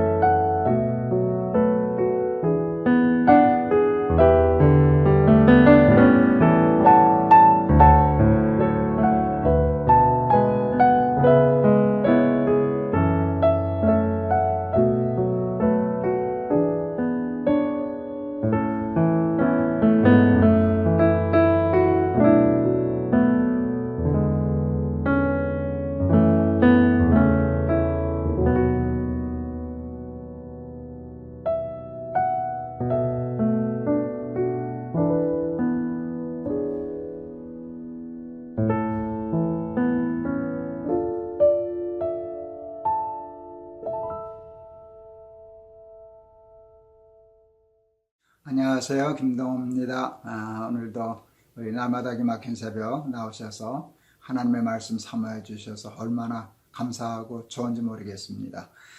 여러분 건강한 믿음의 삶에 하나님의 예비하신 축복의 은혜들이 이렇게 충만하게 되리라 이렇게 믿습니다. 오늘 봉독할 말씀은 마태복음 26장 6절에서 13절입니다. 마태복음 26장 6절에서 13절. 예수께서 베다니 나병 환자 시몬의 집에 계실 때에 한 여자가 매우 귀한 향유 한 옥합을 가지고 나와서 식사하시는 예수의 머리에 부으니 제자들이 보고 분개하여 이르되 무슨 의도로 이것을 허비하느냐, 이것을 비싼 값에 팔아 가난한 자들에게 줄 수 있었겠도다 하거늘 예수께서 아시고 그들에게 이르시되 너희가 어찌하여 이 여자를 괴롭게 하느냐, 그가 내게 좋은 일을 하였느니라. 가난한 자들은 항상 너희와 함께 있거니와 나는 항상 함께 있지 아니하리라. 이 여자가 내 몸에 이 향유를 부은 것은 내 장례를 위하여 함이니라. 내가 진실로 너희에게 이르노니 온 천하에 어디서든지 이 복음이 전파되는 곳에서는 이 여자가 행한 일도 말하여 그를 기억하리라 하시니라. 아멘. 예수님이 그 베다니에 그 시몬이라고 하는 나병 환자 집에 계셨답니다. 그때 어떤 여자 하나가 와서 옥합에 향유를 부어서 예수님의 머리에 부어서 머리에 붓는 그런 일이 있었습니다. 마가복음에도 이 말씀이 기록되어 있는데요. 반복되고 있는데 마가복음에 의하면 조금 더 세밀해요. 그냥 옥합을 깨서 향유를 부었고요. 그때 그 여인이 쏟아부은 향유의 값이 300데나리온이었다라고 하는 것을 밝히고 있습니다. 여러분, 그때 한 데나리온은 노동자의 하루 품삯이었거든요. 그러니까 이 여인이 예수님께 쏟은 향유의 값은 보통 노동자의 300일분의 그 가치였으니까 그냥 보통 노동자의 1년 연봉이라고 생각하면 아마 될 겁니다. 그러니까 엄청난 돈의 것이었습니다. 왜 그랬을까? 그랬을 때 그냥 이해가 됐어요. 무언가는 모르지만 너무 예수님이 감사해서, 예수님의 은혜가 너무 커서 그렇게라도 하지 않으면 자기 마음이 답답하고 섭섭해서 했던 그런 돌출 행동이라고 얘기할 수 있는데, 그냥 갑자기 그런 게 아니라 그거예요. 이것으로도 부족한 뭔가 감사한 은혜가 있었기 때문에 그 여인이 그렇게 한 것이 아닐까. 예수님이 300데나리온이 돈이 비싸서 좋아하신 게 아니라 그 마음 때문에 너무 기뻐하시고 감사해하시고 또 제자들을 꾸짖으셨던 것이 아닌가 하는 생각을 해보았습니다. 그 약속이라는 영화가 있었어요. 제가 한 2번을 봤었는데요. 테이프로. 조폭두목이 나오죠. 그 박신양이라는 배우였던 것 같아요. 그 여주인공은 전도연 씨였고요. 그런데 이 의사로 나왔는데 이 조폭두목이 의사인 이 여주인공하고 이제 연애를 하죠. 결혼도 하려고 그러고. 그러는데 무슨 사건에 휘말려 가지고 이 조폭두목이었던 박신양이 살인죄를 범해요. 그런데 부하 하나가 그 밑에 바로 밑에 그 신복인데 부하 하나가 그 죄를 자기가 뒤집어 쓰고 감옥에 들어가서 재판을 받는 거예요. 이 박신양이 그게 너무 괴로워서 이제 고민하고 이제 그러다가 그 한 장면이 이제 그 부하를 면회가는 거예요. 이렇게 면회를 하는데 그 장면이 참 기가 막히대요. 그 부하가 그 자기 두목에게 무릎을 딱 꿇고 큰 절을 올려요. 그리고 그때 대사가 참 근사했어요. 정확히 그 대사를 옮길 수는 없는데 그 뜻은 이거예요. 사장님은, 그러니까 그 두목을 거기서는 사장이라고 그러더군요. 사장님은 저에게 무엇이든지 아끼지 않고 다 주셨습니다. 저도 그런 사장님을 위해서는 무엇을 드려도 아깝지 않습니다. 소름이 쫙 끼치더라고요. 영화 대사지만 깡패도 참 근사하다 생각했어요. 사장님이 나한테 잘해주신 거 생각하면 나 사장님에서 죽어도 아깝지 않습니다. 무엇을 드려도 아깝지 않습니다. 우리는 걸핏하면 하나님의 은혜, 한량없는 은혜를 얘기합니다. 근데 정말 우리가 그 은혜를 은혜만큼 알고 사는 걸까요? 하는 생각을 저는 해봤어요. 만일 정말 그 은혜를 안다면 그 약속이라는 영화에 그 조폭 두목의 부하가 자기 그 사장 두목의 은혜를 아는 것처럼 안다면 우리도 똑같은 대사를 하면서 살아야 되잖아요. 예수님은, 하나님은 저를 위하여 정말 모든 것을 아끼지 않고 다 주셨습니다. 제가 가진 것은 없지만 저도 그래서 예수님, 하나님을 위해서는 무엇을 드려도 아깝지 않습니다. 이게 돼야 은혜를 아는 거 아니겠습니까? 깡패도 그 은혜를 알고 그렇게 얘기하던데요. 우리도 예수님의 은혜를 안다면 그게 대사가 아니라 우리의 삶의 진심으로 나와야 하지 않을까요? 근데 엉뚱하게 제가 이 옥합을 깨트린 여인의 이 말씀을 읽다가 그 약속, 그 대사가 생각났어요. 그 여인이 지금 그러고 있는 거예요. 무슨 은혜를 받았는지는 잘 모르지만 어떤 학자들 중에는, 신학자 중에 이렇게 얘기하는 사람이 있어요. 그게 막달라 마리아, 가늠하다 현장에서 붙잡힌 여자 얘기를 하더라고요. 그 여인이었을는지 모른다. 그 은혜가 너무 커서 그렇게 예수님 앞에 갚은 거다. 그랬을 때 그게 사실이든 아니든 그 일이 맞든 안 맞든 그 정도의 은혜가 있어서 이 여인이 한 일이 맞아요.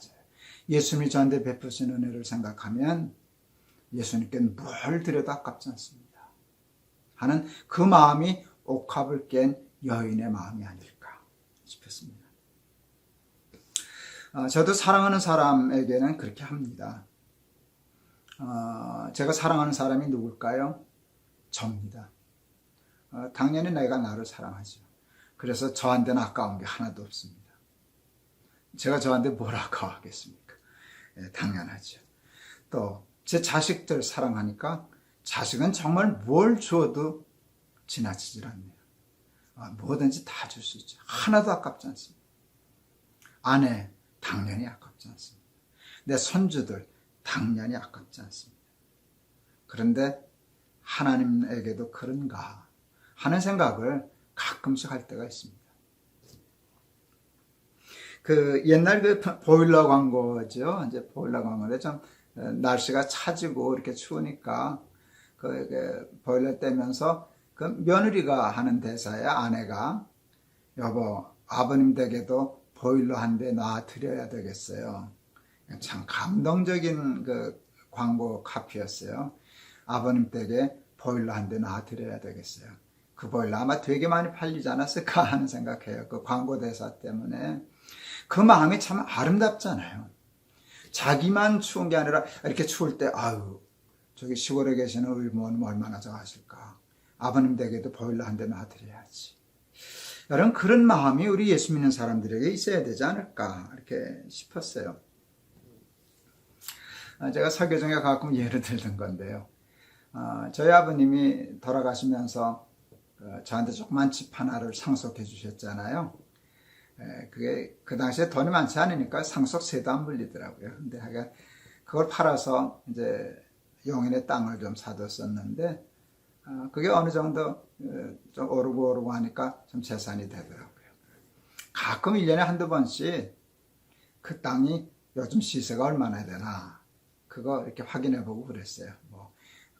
인터넷 찾아서 그 땅 시세가 얼마인지 보고서 이게 얼마쯤 되는구나 하면 목사도 돈이 좋더라고요. 이렇게 든든해졌어요. 내가 이 많은 재산이 있구나. 그런데 어느 날 생각하다가 근데 그거 다 내 거는 아니지. 그때 이제 우리 아이들 셋, 우리 어머니, 우리 부부 6 식구 살 텐데 내 거는 6분의 1이 내 거구나 하는 생각이 들었어요. 6분의 1은 우리 아내 거, 6분의 1은 우리 어머니 거. 이렇게 몫을 지으니까 합리적이다 생각이 들더라고요. 그래서 그걸 우리 아이들 불러다가 얘기했어요. 아버지가 이런 생각했어. 그러니까 할머니, 할아버지 주신 거 이런 재산이 있는데 이거 다 아버지 거 아니야. 우리 거야. 할아버지가 우리 주셨으니까 아버지 거는 6분의 1, 엄마 거도 6분의 1, 할머니도 6분의 1, 너희들도 6분의 1씩. 이렇게 얘기하니까 애들이 참 좋아하더라고요. 저도 좋았고요. 다음날, 이틀도 가지 않았습니다. 다음날 새벽기도 하는데 하나님이 저한테 그러셨어요. 나는 그 뜻이에요. 내 말귀를 못 알아들었어요. 네 하고 이렇게 되물었더니 아버지라면 마음으로 그러시더라고요. 왜 내 식구가 6식구냐? 밤낮 아버지 그러는데 그렇게 하면 너희 식구는 7식구 아니냐? 나는 네 식구 아니냐? 왜 내 몫은 없니? 너 내 몫을 주든가 아버지라고 부르지를 말든가. 그래서 아차 싶었어요. 진짜 내가 하나는 빼놓고 생각했구나. 그래서 그 다음날 아이들 불렀어요. 그 얘기를 했어요. 아이들이 웃었어요. 정말 하나님 빼놨네. 큰일 날 뻔했네.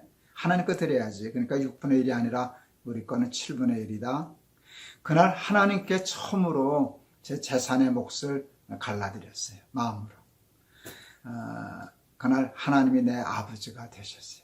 입으로 아버지 하는 건 누가 못해요. 입으로 주여 하는 건 누가 못해요. 그런데 내가 내 자식에게 그만큼 그 몫을 떼주는 게 하나도 아깝지 않았듯이 제 양심을 걸고 그만큼 하나님께 드려야지 할 때 제 마음이 아깝거나 그러지 않았어요. 나중에 그 마음이 자꾸 하니까 잘하더라고요. 그래서 사실은 하나님께 나중에 제일 많이 드렸어요. 우리 그거 없어도 살겠더라고요. 애들도 다 뭐 자기 구실하니까. 그래서 이제 재단도 세우고, 그래서 그 거의 하나님께 다 드리고, 그랬었는데, 사랑한다. 하나님 사랑하고, 마음을 다하고, 뜻을 다하고, 정성을 다하여 하나님 사랑하라. 그러셨는데, 사랑한다면 가장 소중한 것, 무엇을 드려도 아깝지 않습니다. 하는 그게 돼야 정말 하나님 사랑하는 거 아닐까 싶어요. 여행 광고 카페, 오늘 광고 카페 얘기를 많이 하네요. 여행 광고 카페 중에 이거 있어요. 어디까지 가봤니?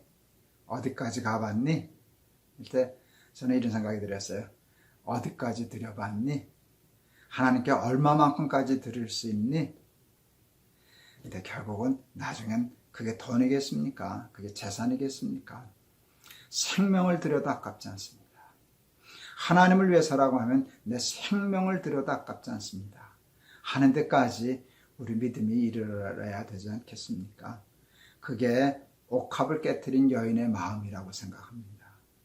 우리 그런 마음으로 하나님 사랑하고 하나님 섬기고 하나님께 드리고 그렇게 예수 믿으면서 살아가는 저와 여러분이 되었으면 참 좋겠습니다. 어제 불렀던 찬송 또 부르려고 합니다.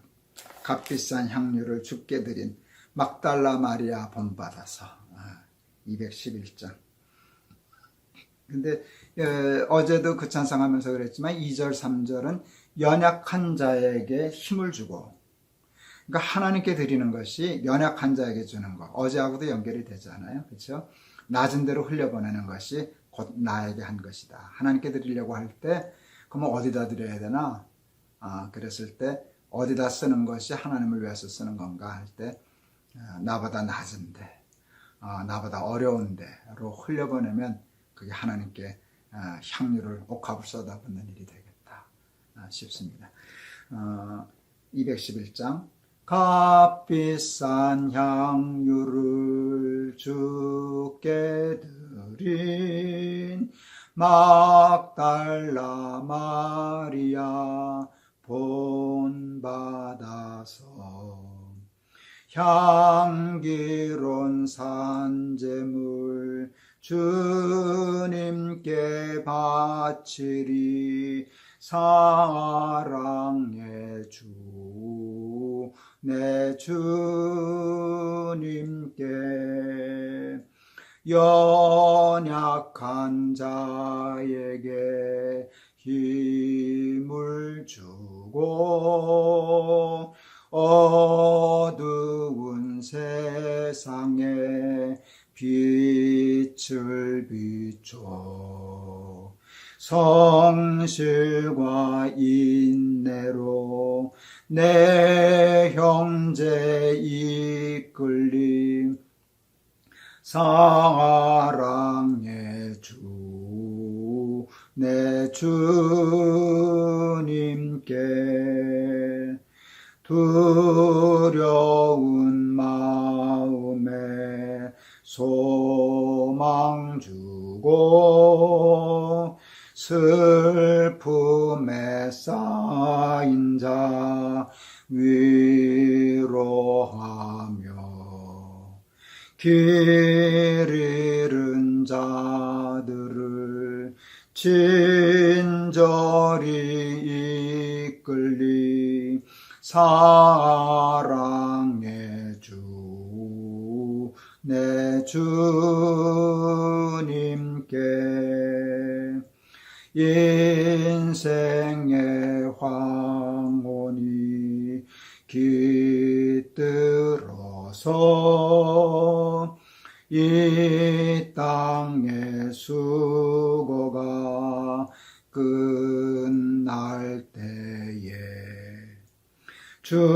주님을 섬기다 평안히 가리다 사랑의 주 내 주님께. 아멘. 기도하시겠습니다.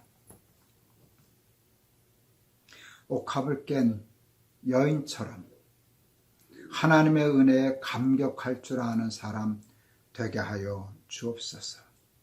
하나님께 감사한 마음이 북받쳐서 하나님께는 무엇을 드려도 아깝지 않습니다.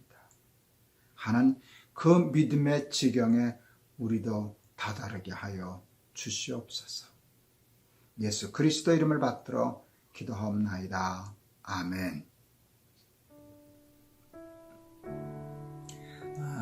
우리의 믿음이, 저와 우리 사랑하는 날마다 기막힌 새벽 우리 친구 여러분들의 믿음이 옥합을 깬 여인의 그 마음과 그 믿음에 다다를 수 있기를 바랍니다.